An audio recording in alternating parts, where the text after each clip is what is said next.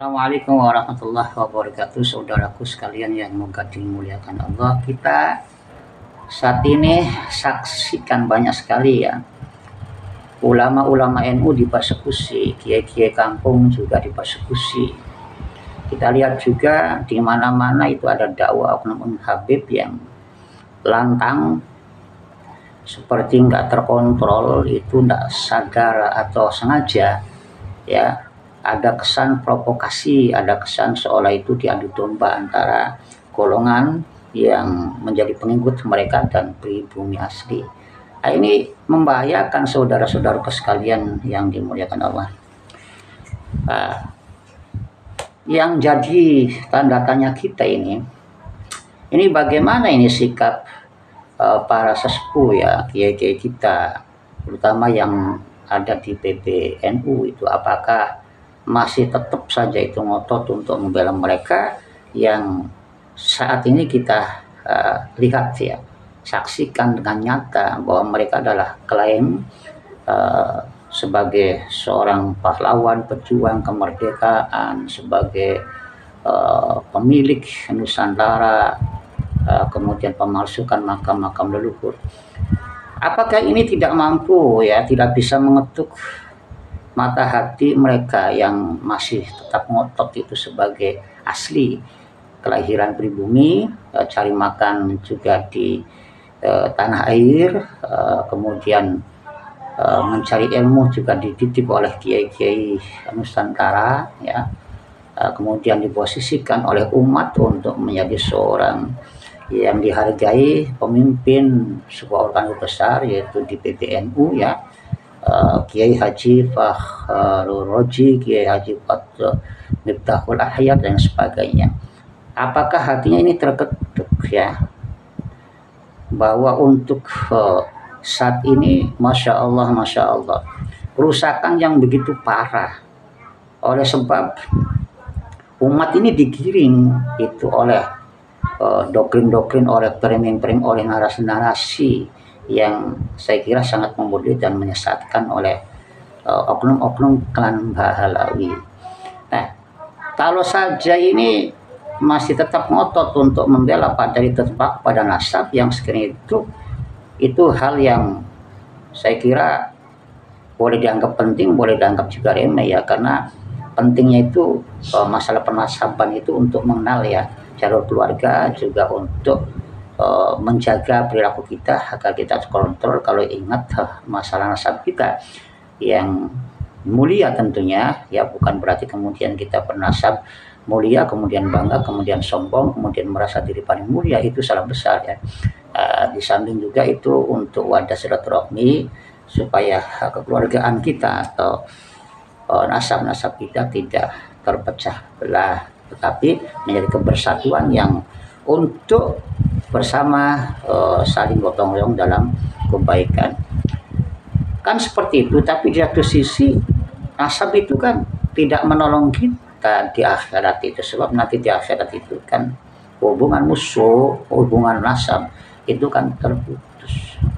Nah, semestinya itu seperti para pengurus PBNU melihatnya bukan hanya terpaku pada nasab, itu kan hanya pembukaan saja daripada masalah atau persoalan-persoalan yang besar yang mestinya ya bagi seorang tokoh agama, akademisi atau tokoh masyarakat ya terketuk hati dong untuk menunjukkan sikap nasionalismenya, untuk menunjukkan kepeduliannya kepada umat. Sekarang ini kerusakan umat ini bukan hanya kepada akidah ya, tetapi juga pada masalah-masalah sosial yang pecah belah, yang saling antara kelompok satu dengan lainnya ini saling mengujar kebencian, saling namanya apa itu melemparkan narasi framing-framing buruk itu.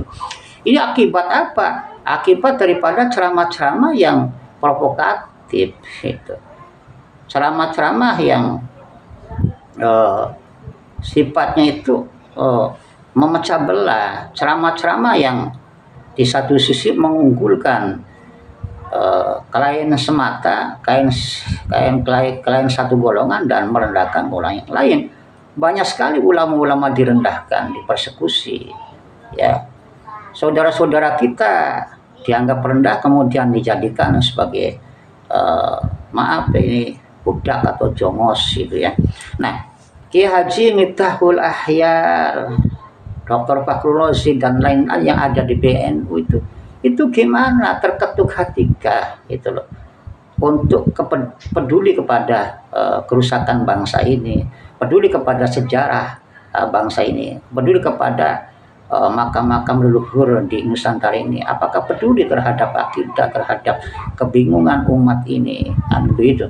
Nah, kenapa itu justru kok malah masih ngotot-ngotot membela Ba'alawi, kemudian bahkan membuat framing-framing yang saya kira nggak pas ya, yang menuduh kita yang tidak pro dengan Ba'alawi adalah berpaham Wahabi, berpaham si Khawaris, ya ada yang juga dituduh kafir, sesat, ya licik, bodoh dan sebagainya. Kalau kebodohan sih betul, kita ini orang bodoh, tetapi kebodohan yang mengakui kebodohan kemudian masih merasa tidak cukup itu lebih baik daripada orang yang sok pinter kemudian memvonis orang lain atau golongan lain ya dengan yang sangat-sangat salah, sangat menyesatkan umat itu. Karena apa ya? Karena kita ini orang NU, bahkan saya ini sebodoh-bodoh saya, orang kampung ini sudah menyusun buku untuk membela NU itu ya, daripada lawan-lawan yang suka menuduh buruk kaum Nadliyin ya, Wahabi, Salafi. Bahkan saya sudah berdebat dengan mereka ya, berdiskusi dengan mereka gitu, yang mencoba-coba untuk menyenggol kaum Nadliyin gitu ya. Saya sudah mengarang bukunya itu untuk berbagi pada yang lain supaya yang lain itu dalam menjalankan paham Nadliyah ya, itu punya dasar, punya dalil itu kan. Dan insya Allah itu akan rampung ini ya, bahkan sudah ratusan lembar itu. Nah, kenapa kita kok hanya berbeda kemudian mereka itu gampangnya menuduh kita itu ya, malah beli kita, memberikan gelar kita sesat, kafir ya, paham Wahabi, Salafi, paham Khawaris, dan ada lagi yang ini tesis iblis dan sebagainya. Itu semestinya yang pantas keluar ya, framing semacam itu orang-orang goblok mestinya itu yang mengeluarkan itu ya, atau narasi-narasi seperti itu ya, narasi orang awam. Tapi ini bukan narasikan framing orang awam, tapi mereka-mereka yang berarti haji, bahkan dokter, profesor, ini kan lucu ya.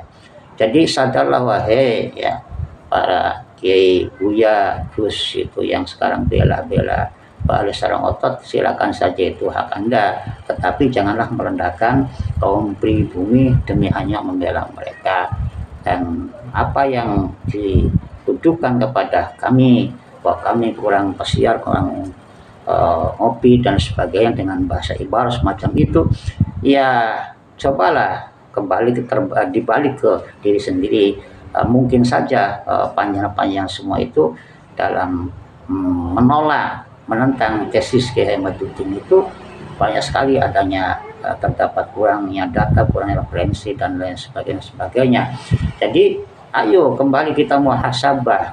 Ini Nusantara ini sedang diobok-obok gitu loh.